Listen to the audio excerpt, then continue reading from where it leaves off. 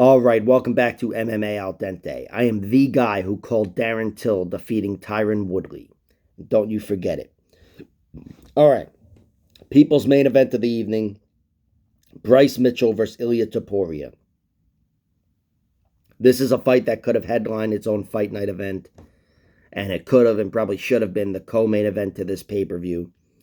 It's an excellent fight. Someone's O has got to go if you don't count the Ultimate Fighter. Topuria's 12-0. He's got 4 KOs, not TKOs, KOs, 7 submissions, and 1 decision. Bryce Mitchell, who stands 3 inches taller, by the way, and is 3 years older, has a record of 15-0. He's got 0 KOs, 9 submissions, 8 of which come in round 1, and 6 decisions. Now, you can look at their records and spot trends that are just too obvious to ignore. Bryce Mitchell, he's got 6 decisions, as I said, and they come in his last 7 fights, the other of which was his twister victory in the UFC. Bryce has won with his grappling. His grappling certainly hasn't been abandoned, but it's getting tougher to finish these guys at the UFC level, and Bryce Mitchell is rising to the occasion. I think he's, turning into a great grappler, great whatever you call it, 15-minute grappler. Hoping to see him fight 25 minutes one day. But Bryce, I didn't trust his cardio coming into the UFC. Got finished in the 3rd round by Brad Catone on The Ultimate Fighter. And then he had rough 3rd rounds with Tyler Diamond and Bobby Moffitt. But since then, he seems to have leveled up. He's fought tougher competition like Edson Barboza and Andre Fili. And he's looked really good deep into the fights. And Barboza's his best victory. And that was, maybe his most one-sided fight. We haven't seen Bryce put in too much danger. I like, again, I didn't trust his cardio early on, but I do now. And reason for that is one of the times he was put in danger against Andre Fili. It was in round 2. He didn't like the way the striking was going. He was hurt visibly by a big knee, flying knee. And he, again, slowed the fight down and was able to control Andre Fili. And that, despite him looking a little dicey in round 2, that's maybe his best performance, because he showed a lot in that fight. Ilia Topuria's got another trend going. His best performance was the fucking twister. Who am I kidding? But I say I like to see fighters face adversity as they're fighting tough fights, and that was the example for Bryce. Ilia Topuria is 12-0. He's got his own trend going on. 4 KO victories, 7 submissions, 1 decision. The 7 submissions come in his first 7 fights. He's got great chokes. He's an excellent choke artist in the good sense of the word. Insane guillotine, anacondas, just an excellent choke artist overall. And without having seen him grapple too much, I respect his submission prowess. I do, and his overall grappling prowess. Topuria, though, like I said, I spotted a trend that's hard to ignore. His 4 KOs come in his last 5 fights, the other of which is a decision.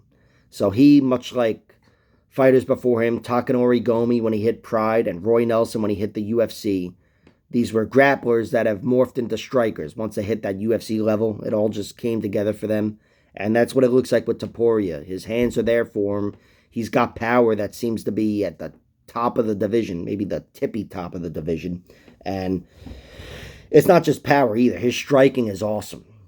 His striking is very good. I mean, this guy, he's got such sharp technique. Every strike looks like it's thrown perfectly, and he rips to the body. I love watching this guy throw those body shots. His finish of Damon Jackson is just fucking amazing.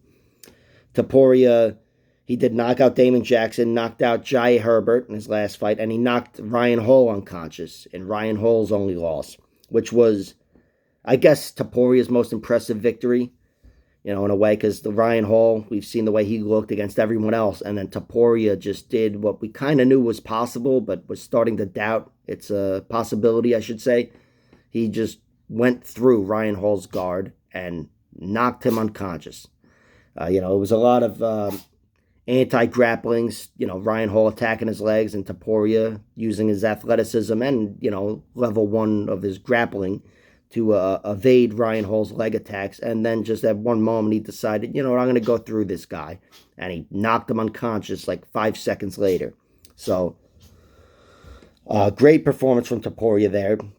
His one decision was against Yusuf Zalal, and he looked really good in that one, but started to slow down a little bit towards the end. I thought he was letting Zalal back into the fight. Not into the fight, but again, much like Raul Rosas Jr. versus Mando Gutierrez in the Contender Series, it might have been a case of him slowing down because he knew he could afford to, and he was up by 2 rounds. But either way, I'm taking Topuria to win the fight.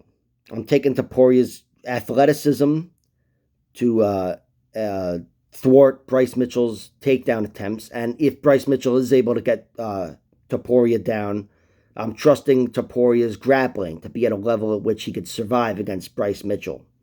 Especially if he doesn't take too many risks. Bryce Mitchell's a guy where if he gets you down, you might be better off just, shelling up, not trying to move around too much, because Bryce Mitchell's a guy that will advance positionally, and the more he advances, the more trapped you are, So Topuria's got to mind his P's and Q's if he is taken down, but I think he's going to win the battle on the feet with takedown defense and striking. Again, I didn't like the way Bryce looked in round 2 against Andre Fili, and Topuria, just the upside looks so great with him, especially on the feet. I mean, this guy, he's got knockout power, and his striking is something to behold. I think if he's able to get Bryce uncomfortable and sloppy and maybe a little exhausted, he gets that 3-inch taller man up against the cage. I think he's going to rip him to the body and the head, and it's going to start to look ugly for Bryce down the stretch. So I'm picking Topuria, and I'm just taking his money line, minus 135. It's tight enough where, when this fight was booked, I sided with Topuria early on, and I was pleased with that money line. I do think he could get a finish, just because, he's so goddamn good. I mean, he's got 11 finishes out of 12 fights. Probably be more likely to get a finish, certainly statistically. But, if I saw Bryce Mitchell lose, aside from the 3rd-round submission, if I saw him get knocked out or whatever, I'd be a little more comfortable picking, a prop Topuria to win by KO. His KO lines in rounds 1 and 2 are plus 600 and 900. I might get drunk enough and play that.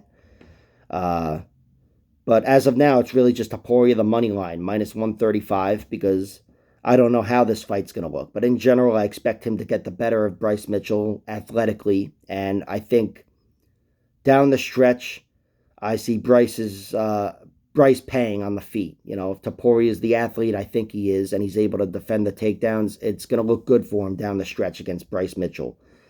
I think you could... I did bet on Bryce Mitchell to win by round 3, though, just in case I was wrong. Because if Bryce Mitchell is able to get control early on, I think, Topuria is suffering his first loss, and with a little bit of potentially fading I thought I saw against Yusuf Zalal, I may as well sprinkle something on the long odds. But that's just, whatever you call it, a shot in the dark. I think if Bryce was to win, it would more than likely be a decision, which you could get at plus 400.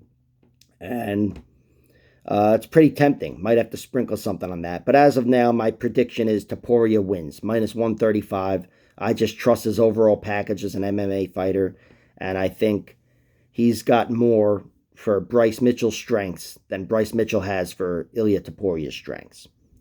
All right, that's it. Like, share, subscribe, all that horseshit. Check out my other videos and let me know in the comments whatever you're thinking. I don't know.